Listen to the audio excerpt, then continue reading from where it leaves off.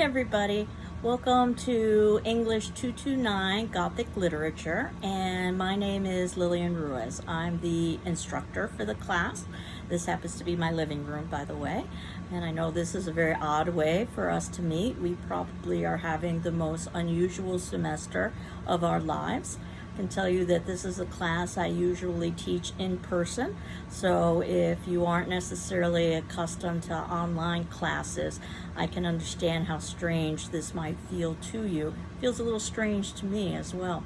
And what I wanted to do was basically just introduce myself today, tell you a little bit about the class, give you a little bit of feedback, or get a little bit of feedback from you about how you think you'd like the class presented. And then I'll take all of that and put it together so that we can start in earnest next week. So if you can see above, I believe it'll be above on your Moodle site, there's a section there for syllabi and other important documents. And what I've done is I've uploaded our course syllabus and our course outline, which is the schedule of our readings for this semester. And for those of you who might have difficulty opening up the attachments, I've also included that in the body of that section as text so that you can read it. And what I thought I would do is just go through the outline and the syllabus and give you a sense as to what the class would be like if we were meeting in person, and then some of the changes I wanted to suggest now that we are meeting online instead. And again, I'll take your feedback as well, and then we'll finalize something for next week. So in terms of the class itself, you can see that the syllabus, if you're at the syllabus, gives some basic information about the course. And if we were meeting pre-COVID-19, as you can see in the draft syllabus, we would be meeting on Mondays and Wednesdays from 8 to 9:15. So I'm thinking, how can I duplicate that? And my thinking is that I would post class videos with the content that I would normally share in class, and that they would go live by Monday, Wednesday at 8 a.m. And then you would have an attendance question to answer in the class discussion forum. And you would have approximately 24 hours or so to answer that class attendance question. And you could elect to interact with one another if you so desire. I kind of think of it as the discussion forum trying to replace what we might do with a class discussion, where I know some people tend to be very vocal and they interact with each other. Some people tend to be very quiet, and that's fine as well. I think both learning styles are excellent ways to go about learning the course, so that you could participate as much or as little as you'd like on that discussion forum for each attendance question that I would post on Monday by 8 a.m. and Wednesday by 8 a.m. And then that would count for your participation grade, which I have in the syllabus, which I'll talk about shortly. Again, if you have other ideas that you think might be more effective, let me know. But I've been utilizing this system all summer long with my classes because I teach in the summer, and they seem to find that to be very effective. You can see some of my contact information is there. You can always leave a phone message for me. I will be accessing my messages, and then I can get back to you. And email is there as well, with no first initial.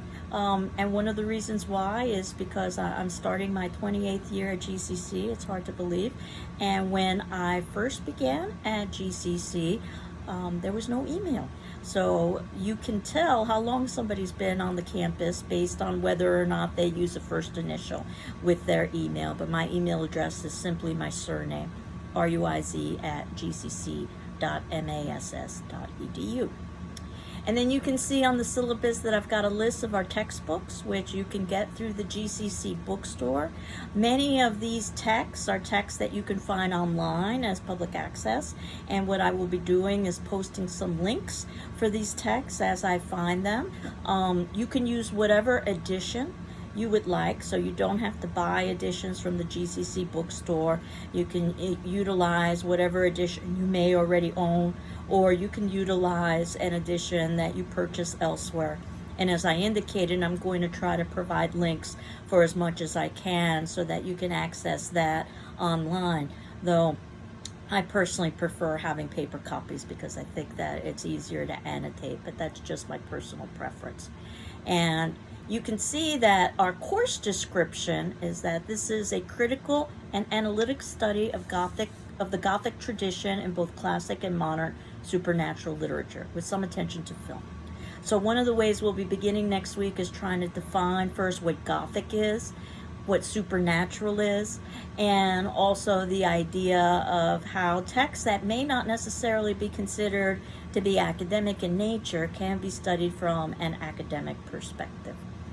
I also teach a class in horror film, and we talk about that very thing in that particular class, about how horror film oftentimes is viewed as not particularly great cinema, and it depends on the film, but that you could basically study anything from an analytic perspective.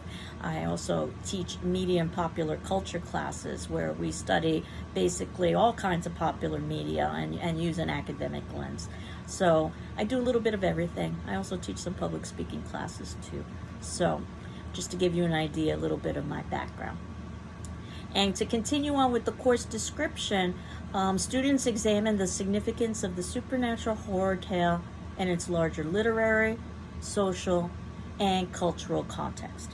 There is a prerequisite for this class. It's what we call English Composition 2 at GCC, an Introduction to Literature class, which would be coded either English 112, English 114, or English 116. So you may have taken that class at another institution and transferred it over. So if you think you don't have that prerequisite, please notify me so that we could talk about what some options might be.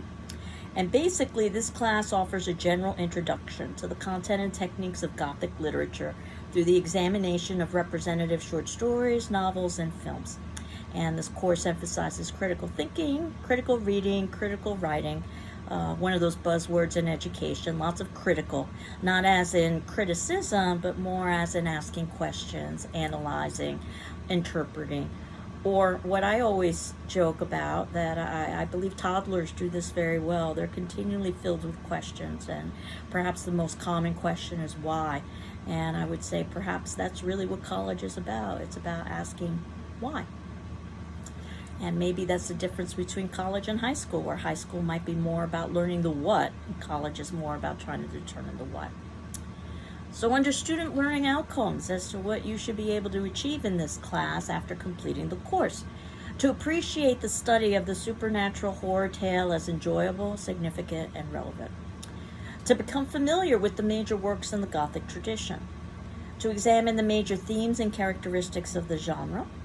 To evaluate the horror tale in other media, such as film, because film is so closely aligned with Gothic literature, as we will discuss.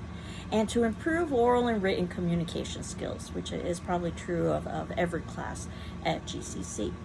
So procedures, and that's where things are going to have to be altered a little bit because we aren't meeting in person. Class discussion, and again, what I'm suggesting to substitute for class discussion would be not only an attendance question in our class discussion forum, but I can also hold a optional Zoom and chat room meeting weekly. I've been doing that over the course of the summer session. Students have liked that. You're not required to participate. I understand the difficulty of finding a time that you might be available with so much uncertainty in our current world. But I'll try to find a time that's somewhat accessible, and certainly you can make appointments with me individually, and I'll just be there so that if you had questions or concerns, or you wanted to have a conversation with others from the class, we could do that. And I thought what I would do is I would hold one session via Zoom weekly and one session via a chat room weekly, so that we could have a little bit of both. And again, I kind of see that as a continuation of class participation, where some people talk more and some people talk less in class. And then the idea of the mini lectures that we would have in class, when I would be talking about content, I would be filming those, at least that's my idea, that would be similar to what I'm doing right now, and posting those. And then you would have about a 24-hour time period to watch them and to answer the attendance question for that day.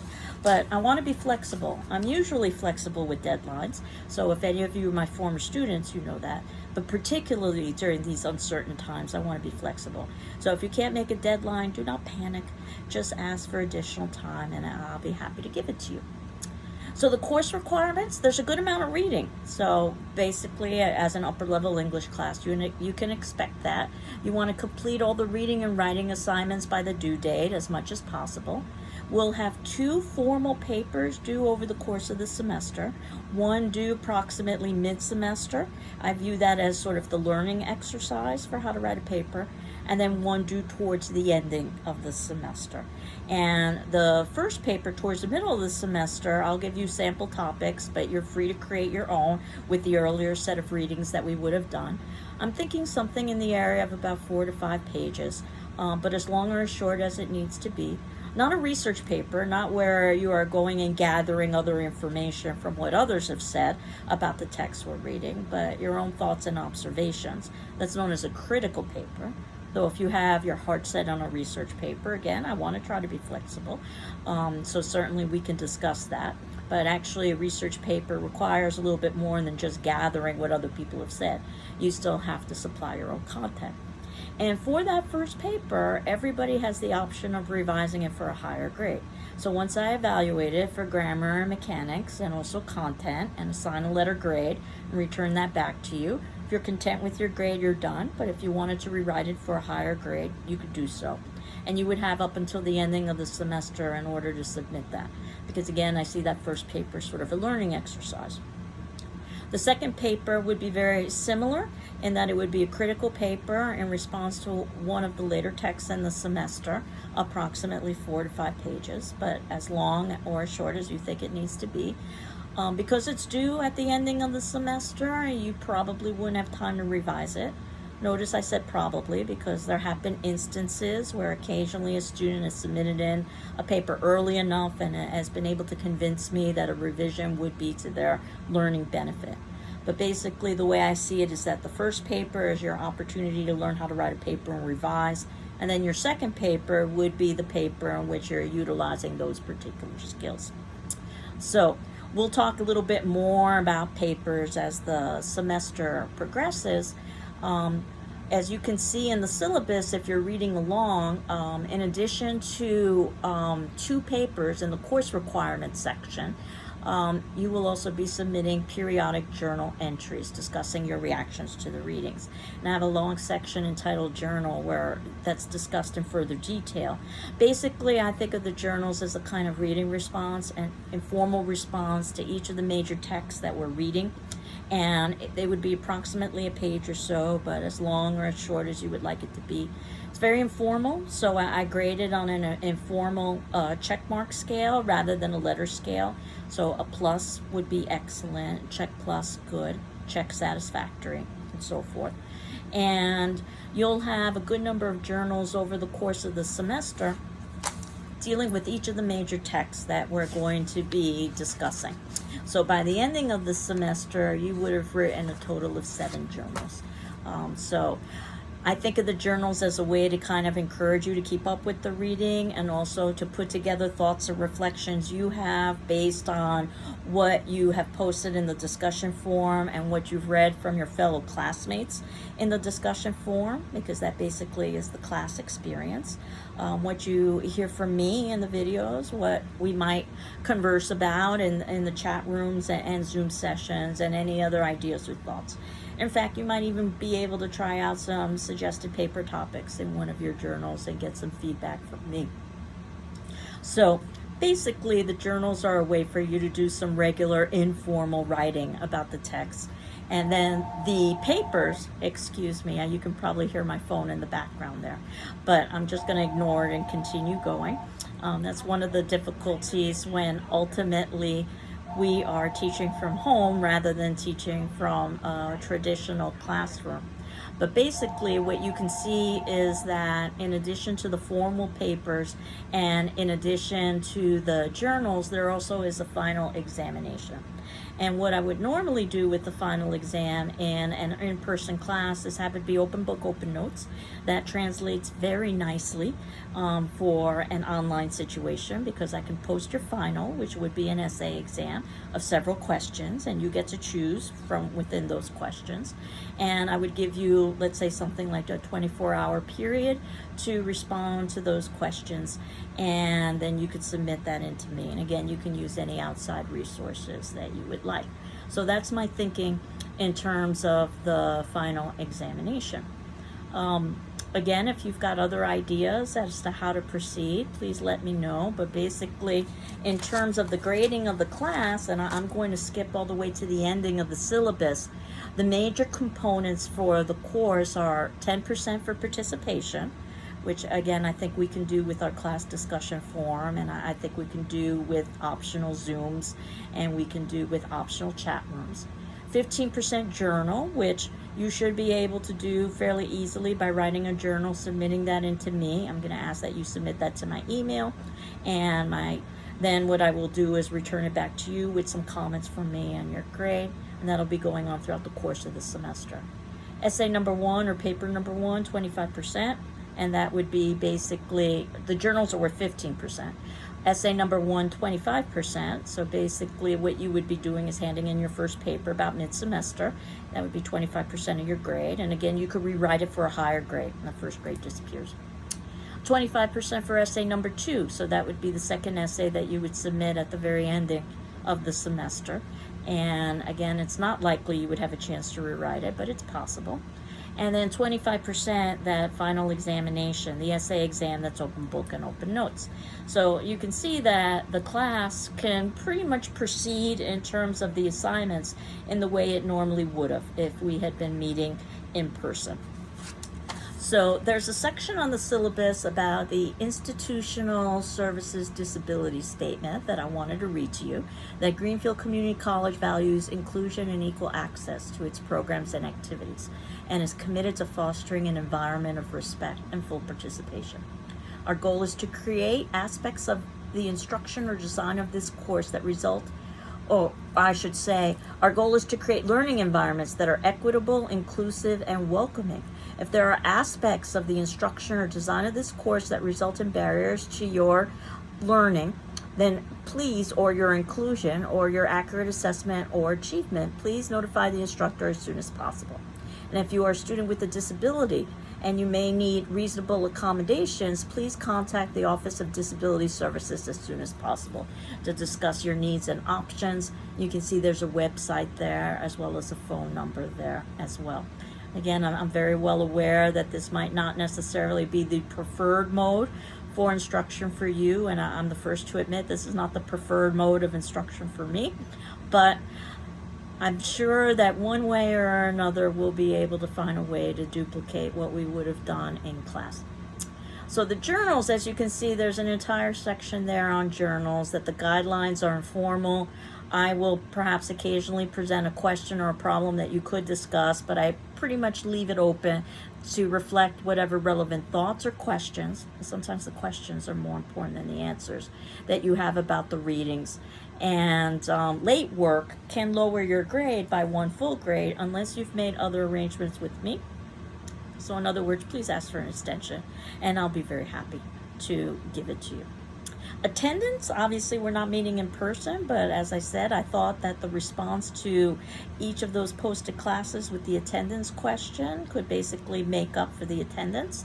And what that would mean is that if we were meeting in person, you didn't want to be absent more than a couple of times in the semester.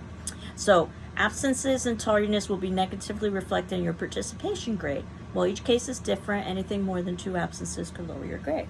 So that's 2 times where perhaps you may not be able to participate in the classroom attendance question. But I hope that you can do so on a regular basis, so that basically slowly and steadily we can continue to keep up with the content of the class.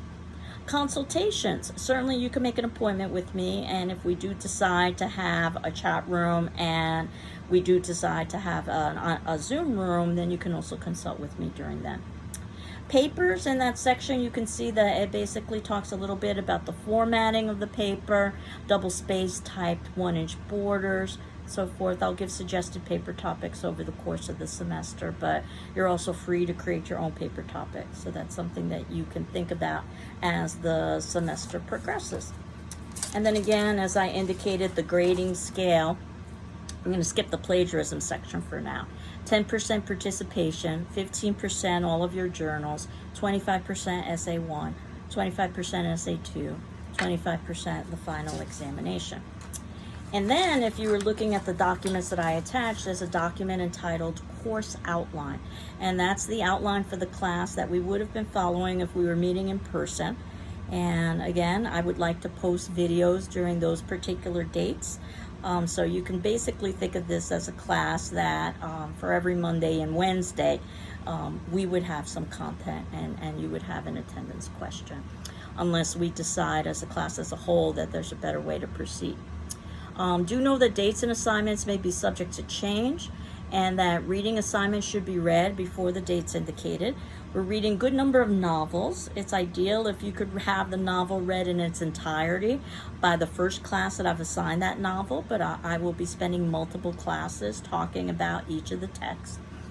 And I did want to state that pursuant to the character of the genre, some of the assigned material may be considered graphic in nature. So if this is the kind of class that's going to generate nightmares for you because we're talking about monsters, then you shouldn't be in this class. Usually I end up with students who say, bring it on, and they want as much as they can get because they get a thrill, much like I do, from this content. But I just wanted to state that for the record. And you can see that week 1, my post for September 2nd, is the introduction, which is what this class is. And week 2, if we were meeting on Monday, we wouldn't be meeting this particular Monday because that's the 7th of September, which is Labor Day, so there would be no classes. So basically, the next time I will be contacting you will be the 9th, which happens to be a Wednesday. And what I would like to do on the 9th is have a discussion about some of the early set of readings that can lay the foundation and the groundwork for the class. And this is from Stephen King's Danse Macabre, and we'll talk a little bit about what the Danse Macabre is. We'll also talk a little bit about Mr. King himself. These are the first 3 chapters of his text. Usually he's known as a fiction writer, but this happens to be nonfiction. It's more of an academic analysis in his own way. He tends to be very informal in the way that he structures his sentences and content. But this is his analysis of the genre of supernatural literature, which he's well known for writing in. So chapters 1 through 3 are entitled Invitation to Dance, Tales of the Hook, and Tales of the Tarot. And that would be basically our introduction to the class itself. And then on the 14th, what I'm planning on discussing, which would be Monday, would be Supernatural Horror and Literature by H.P. Lovecraft. So I would very much like you to have that essay read before then. And that happens to be another academic analysis from an author that you may or may not be familiar with, H.P. Lovecraft, but he's important in the genre of the Gothic. And while it's an essay, it's a very long essay. It almost seems like it's a book in and of itself. And Supernatural Horror and Literature is his perspective about what Gothic literature is. And then we can actually begin reading the Gothic text. We're beginning with Frankenstein, which is written by Mary Shelley. And you can see that I've devoted 4 classes just to Frankenstein, because Frankenstein is a novel that has a certain level of complexity to it. And I also wanted to talk about the film version of Frankenstein as well. So ideally by September 16th, which is Wednesday, you would have finished Frankenstein in its entirety. But again, I understand that may not necessarily be a possibility. And I would be talking about Frankenstein over the 16th, the 21st, the 23rd, and the 28th. And you can see that by the 28th, that's when your first journal would be due about Frankenstein. So we could talk a little bit more about writing journals. So your journals begin with the text Frankenstein, our first major Gothic text. And then we go to an author that I suspect you're familiar with, Edgar Allan Poe. And that's what I have scheduled for the 30th, which is a Wednesday, September 30th. and the 5th of October. And I've just selected a few of his short stories, and the text I ordered is a Dover edition, so that those Dover editions tend to be very inexpensive. But as I said, you can use whatever edition you want, and certainly you can find these short stories online as well. And the 4 stories we will be discussing, which you may or may not have already read, depending on your experiences with Poe: The Fall of the House of Usher, The Mass of the Red Death, The Telltale Heart, and The Black Cat. And I've provided page numbers, at least for the Dover edition. And you can see that we're moving into our 3rd major text of the semester, and that happens to be Dr. Jekyll and Mr. Hyde by Stevenson. At this point, around the 7th of October is when you would be handing in a journal about Poe. So basically, we've got several classes devoted to talking about a text, and then you would do an informal response at the ending of that. And you can see that we've got approximately 4 classes or so devoted to Dr. Jekyll and Mr. Hyde, though there won't be any class posted on the 12th. That's Native Indigenous Day, so there's no classes there. And then we move to Dracula. And that is the longest text of the semester, and it just so happily happens to fall right around the Halloween period, so the timing is perfect. I try to put these texts in chronological order, but I think it's a very happy coincidence that we've got Dracula right there. And you might have noticed, if you're looking at the outline, that on the 28th of October I've broken up our discussions about Dracula with something called a Halloween class. It's one of the reasons why I teach this class in the fall, because I want to take advantage of Halloween. I want to try to keep it top secret if I can, so I don't want to say too much about that class, just that you have to tune in, basically. And I will try my best to amuse, entertain, and educate. After we are just about done with Dracula is when your first paper would be due. I'm thinking around the 2nd of November. Certainly you can hand in early papers, and certainly you can ask for an extension if you needed to. But I'm thinking that by that point of the semester would be a good idea to hand in a formal writing assignment. And that first paper could be on any of the early texts that we've talked about up until Dracula. And we'll discuss that further. On the 9th of October, we wouldn't have anything posted because that happens to be Veterans Day, so there's no class. And you can see that our journal for Dracula would be due around the 11th of October. And then we move to the author H.P. Lovecraft, which I had mentioned earlier, and you can see that I've selected just a few of his short stories. The Outsider, Pickman's Model, and the Dunwich Horror. Again, you can get that from any edition that you would like. And then on the 18th of November is when we begin The Haunting of Hill House. So now we're getting into some more contemporary pieces of the Gothic. On the 18th of November, approximately, is when you would be handing in a Lovecraft journal. And then when we're done talking about The Haunting of Hill House, which should be at the ending of November, after several classes, you would have a journal due for The Haunting of Hill House on December 2nd. And December is when we hit our last major text in the Gothic tradition. And that happens to be The Exorcist, which you may know the film version of, but there also is a text that was on the New York Times bestseller list for quite a while. And we've got several classes devoted to The Exorcist. Again, an Exorcist journal, which would be due on the very last day of class, which is scheduled for the 16th of December. And then our very, very last class, I just wanted to sum up and return to Stephen King the way that we started, and to give you 2 of his short stories to read. He's known for his novels, and they tend to be very long, so I didn't necessarily want to try to squeeze that in.